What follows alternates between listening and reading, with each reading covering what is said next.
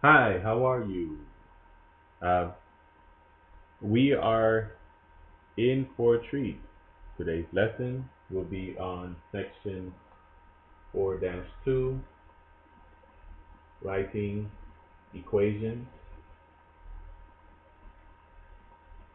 in slope-intercept form.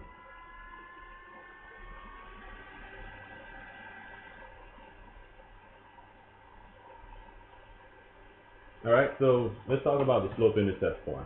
Now, slope-intercept form is y equals mx plus b.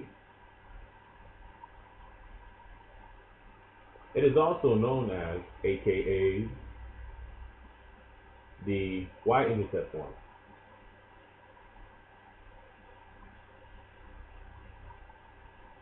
So it's both slope intercept form and y-intercept form. But this is the formula, y equals mx plus b. And I'll tell you what each of these letters mean. Now, the y in this case would just be on the coordinate plane, the y, and then we have the x. Now, these letters vary depending on the line. All right. Um, n, n is considered slope. All right, so that you understand what slope is can be rise over run, and this is on a coordinate plane, rise over run, where we count the units going up and then count the units going either left or right, up or down first, and then left or right.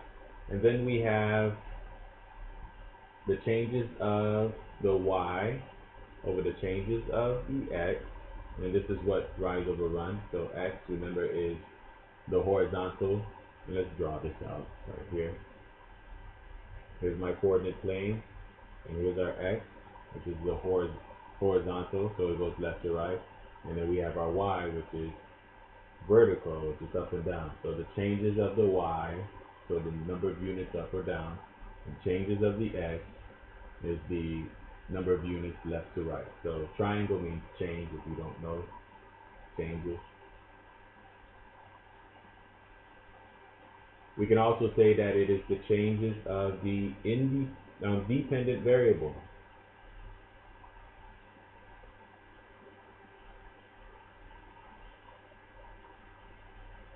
Over the change in the independent variable.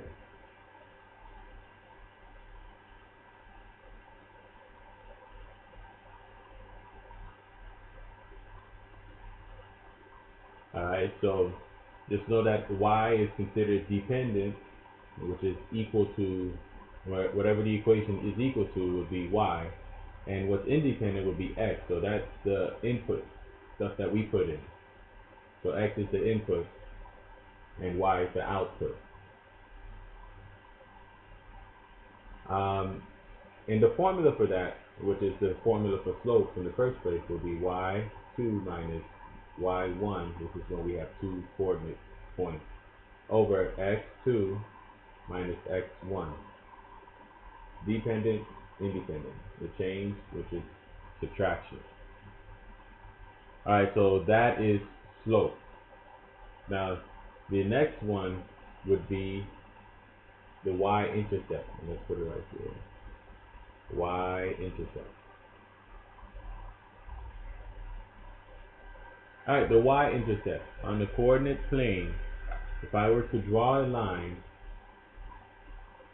wherever that line touches the y-axis, here's the y-axis, the line touches it at this point. So let's say that the point is 3. The y-intercept for this one is 3 for this particular line. Alright, so that's all the y-intercept is, just where the line touches the y-axis. You can notice that on the x, it does have a point where it does touch the x-axis. But since we're dealing with the slope-intercept form, or we can also call it the y-intercept form, we're only getting these two information from this formula itself. Now let's look at an example problem so we can get to why we're doing section 4-2. So by the end of this section, you should be able to write an equation in slope-intercept form so we're going to write an equation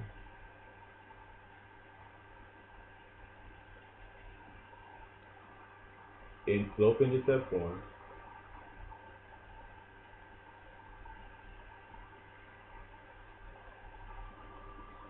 of a line that passes through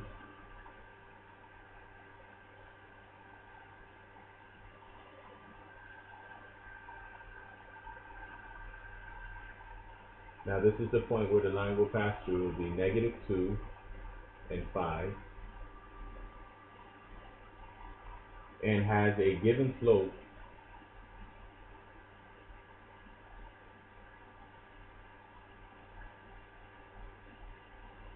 of 3.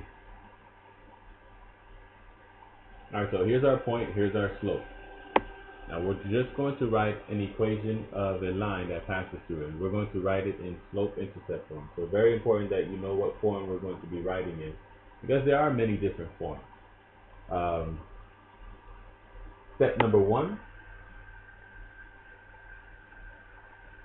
So step 1 in writing in slope-intercept form for the two information that is given is to find the y-intercept.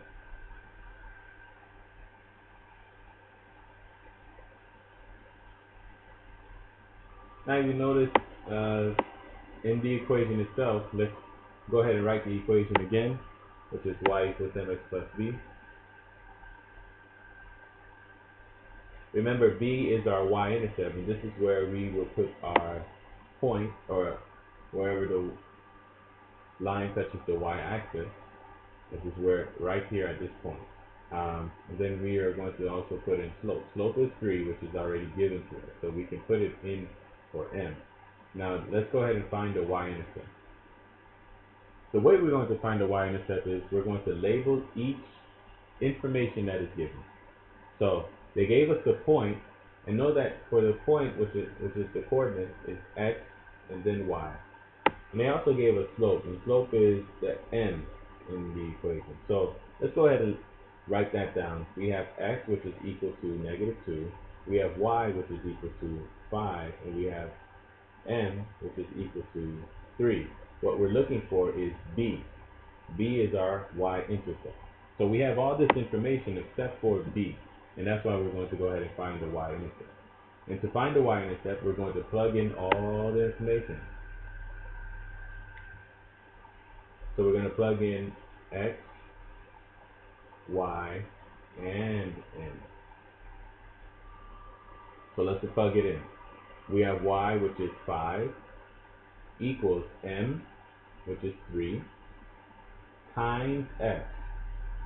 So remember, there's no symbol in between, it's multiplication, times x. X is -2, plus b. b is what we don't have, and that's what we're looking for. We're going to simplify this equation. We've seen this before. An equation, it is a one variable equation. Let's go ahead and simplify, which is 3 times -2 is -6. It will bring down b. So this is a 6, -6, and we'll bring down 5. Now if it helps, you can draw a line to separate both sides of the equation. Now on this side of the equation, if you notice, we have two terms, but we need to get b by itself. That means we have to get rid of the -6. So in order for us to get rid of the -6, we have to do the opposite. So the opposite of -6 is +6. Now whatever we do to one side of the equation, we got to do it to the other side. Alright, so we're going to put +6 on this side of the equation as well. Alright, so -6 plus 6 cancels each other out. In other words, it becomes 0. And 0 doesn't exist, so we don't have to write it down. What comes down is the b. b is now by itself. Alright, on this side of the equation, we have 5 plus 6, which becomes 11. So this tells me that b is equal to 11. So our y-intercept is 11. And I'll put that down here. So that is step 1. We found the y-intercept. Now step 2.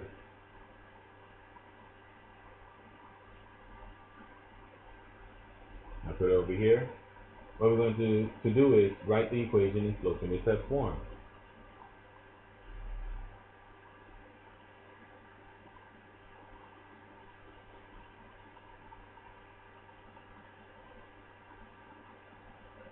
Intercept form. Alright, so there's only two only two information that I need from this particular equation in order for us to write it.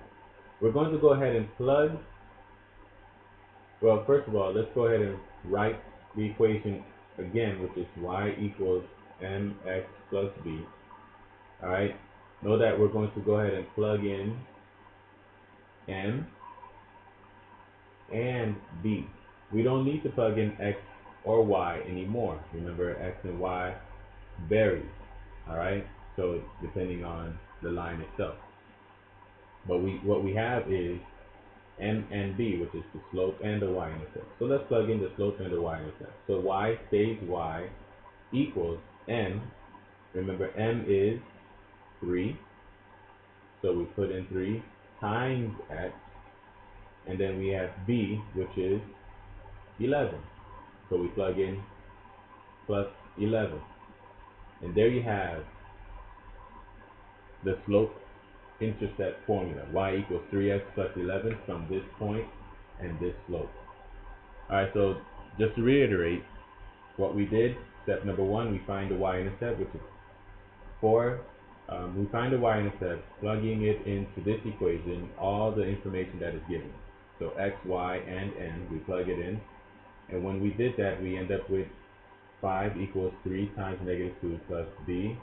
Simplify 3 times negative 2, which is negative 6. Got rid of the negative 6 by doing the opposite of it, which is positive 6. And we came up with the y-intercept form, or y-intercept, which is b equals 11. We are only using m, or for step 2, we're only using m and b to plug it into this formula. Once we did that, we were able to get the slope intercept formula. So y equals 3x plus 11 is our answer, and we can call it a day. Actually, I would love for you guys to try an equation.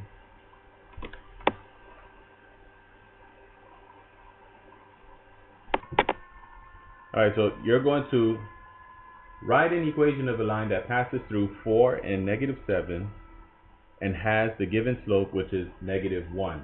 So the slope is negative 1. Remember, we're going to use this form y equals mx plus b for our slope. So I would love for you guys to right now pause the video, go ahead and solve this equation, find what the equation is, and then once you do that, you can unpause the video to see if you got the right answer.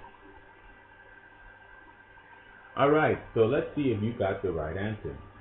We have y equals mx plus b. All we're going to go ahead and do is plug in the numbers. We have 4, which is x, y, which is negative 7. So let's put that down. 4y equals negative 7. And we have the slope, which is negative 1. Alright, so these are the three things we have. What we're looking for is b.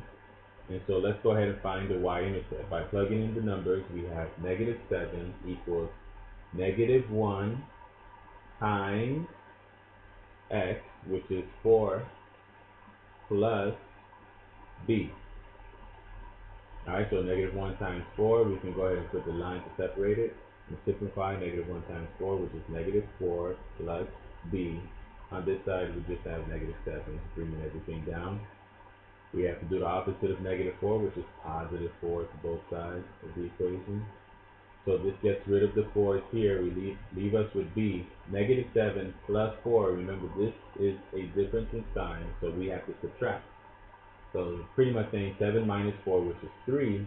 But look at the number that has the number that has the negative sign. Is it bigger or smaller? Now 7 is a bigger number since it has the negative sign, the negative 1. Alright, so now we have negative 3 is equal to b, which is our y-intercept. So this is what we're going to use in order for us to form our equation. Y equals mx plus b. Once again, we'll just leave y equals and plug in m, which is negative 1, times x, and we have b, which is negative 3. So let's say this, plus negative 3. Now because there's a difference of signs here, positive times a negative, in this case, the negative wins. So y is equal to negative 1x minus 3. And we can leave it like this. And you will see that if you check your answers, it would probably look like this: negative x minus 2. And the reason why is because many times in math we don't write the 1. We don't have to write the 1 since the variable is already there. Alright, good luck on your homework.